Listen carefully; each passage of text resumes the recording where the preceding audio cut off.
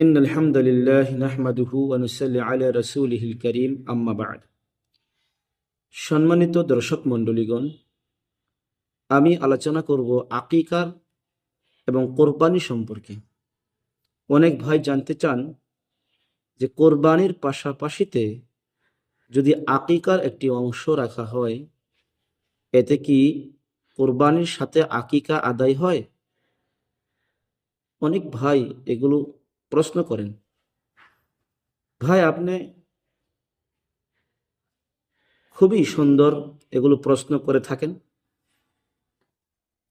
যদি কোনো মানুষে কোরবানির পাশাপাশিতে আকিকার অংশ রাখে একটি গরুতে বা মহিষে, অবশ্যই কোরবানিও আদায় হবে, আকিকাও আদায় হবে।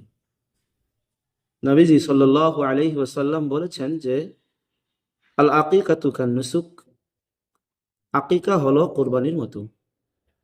কোরবানি যেমন 7 ভাগিয়ে এক গরুতে বা এক মহিষের মধ্যে কোরবানির অংশ রাখতে পারে, 7 ভাগই মিলে একটি পশু, গরু, মহিষ অথবা উট কোরবানি করতে পারে, তেমনি আকিকাও 7 জনের পক্ষ থেকে আদায় করতে পারে একটি গরু, একটি মহিষের মধ্যে অথবা একটি উটের মধ্যে।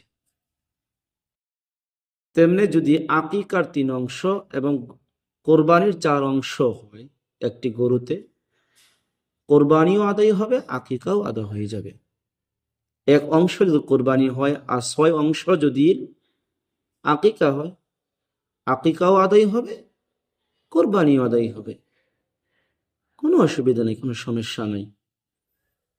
আকিকা এবং কোরবানি একই পশুর মধ্যে 2 অংশ রাখতে পারে, কোনো অসুবিধা নেই, এটা আদায় হয়।